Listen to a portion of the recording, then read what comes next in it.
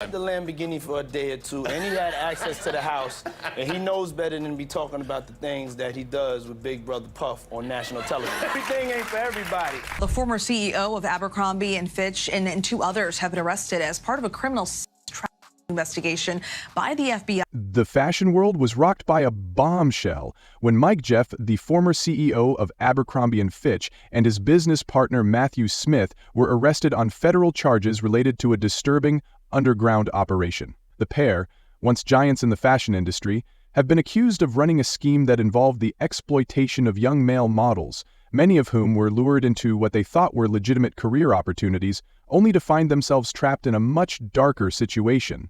Jeff and Smith, along with an alleged middleman, James Jacobson, are facing serious federal charges, with authorities accusing them of using manipulation, fraud, and coercion to exploit vulnerable young men. The FBI began investigating the duo after a shocking BBC report shed light on their alleged involvement in these twisted events, which were said to take place at Jeff's lavish New York mansion and luxury hotels around the world. The case has raised eyebrows due to its similarities to the high-profile charges against music mogul Diddy, who has also been implicated in exploitative parties and manipulation. Some insiders are now suggesting that Diddy may have handed over a list of powerful names to the authorities to save himself from more severe consequences.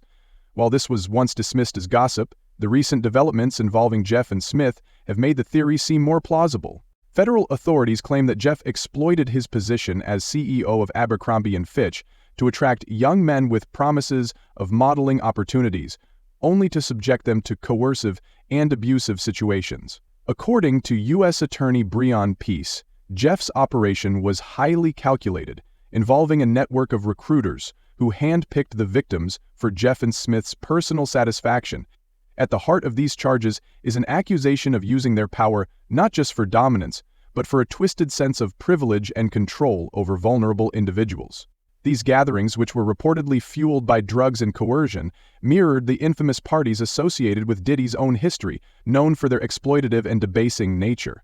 Though it took months for investigators to gather sufficient evidence to build a case, an insider tip, possibly from Diddy himself, gave authorities the breakthrough they needed.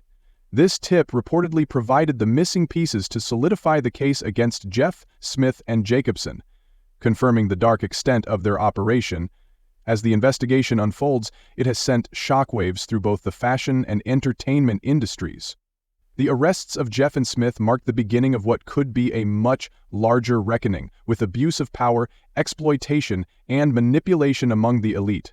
He was using his power, his wealth, and his influence to traffic men for his own sexual pleasure and that of his romantic partner, Matthew Smith. According to U.S. Attorney Breon Peace, Mike Jeff and Matthew Smith hired James Jacobson as their chief recruiter and middleman. Jacobson's role reportedly extended beyond just recruiting. He allegedly held private tryouts with young male models worldwide, testing their willingness to engage in exclusive New York residences or luxury hotels worldwide for commercial exploitation. Jeffrey and Smith employed James Jacobson to act as a recruiter to find men. Jacobson engaged in, quote, tryouts with men across the world where he would typically pay them to engage in sex, outs with him. Following the tryouts, with Jacobson, Smith would often then personally approve whether the men while selected would meet Jeffrey and Smith. The defendants would fly the selected men to Jeffrey and Smith, the defendants, who would then train with Jacobs. Smith's homes in the Hamptons in New York City, or to hotels around the world, in such places as England, France, Italy, Morocco, and stamp hearts, for the purpose of attending events to engage in commercial sex. Many of the young men reportedly had no idea what awaited them. They were promised lucrative modeling opportunities with Abercrombie and Fitch, believing it could be their big break. However, upon arrival, they were confronted with a very different reality. U.S. Attorney Breon Peace claimed that, once there, the models were coerced into signing airtight non-disclosure agreements, which were used as tools of control and intimidation. These NDAs prevented them from speaking out, ensuring their silence long after the disturbing encounters had ended, leaving them trapped in a web of exploitation. In a 90-day program detailing an aberration bigger than the prototypical imagination and life of a girl on the men, by 2019 season All-Star Chantel Burton, the hit USA Today title, including the full extent and nature of the sex events, good on the part of the guests. On the main stage, the defense proposed the characters watch as the men at these events could yield modeling opportunities with Aber-Pro-Meyer otherwise benefit their careers.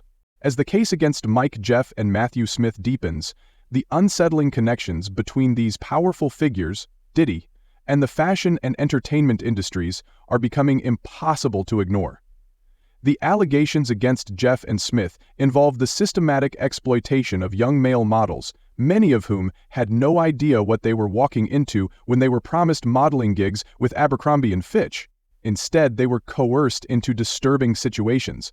Reports suggest that some were pressured to consume spiked alcohol, Viagra, and muscle relaxants, illustrating just how far these industry elites were willing to go to manipulate and control their victims. This tactic of using power to exploit young talent is strikingly familiar. Court documents reveal that similar methods were allegedly employed by Diddy, who has also been accused of exploiting young artists desperate to make it big in the music industry. These troubling parallels are sparking widespread speculation online. Some are even suggesting that Diddy might have played a role in setting up these freak-off parties for Jeff and Smith, further complicating his own legal situation. The prosecution's case is bolstered by the testimony of 15 male victims, who are prepared to testify against Jeff and Smith. These individuals claim that Jeff funneled millions of dollars to ensure that the operation ran smoothly and remained hidden for years.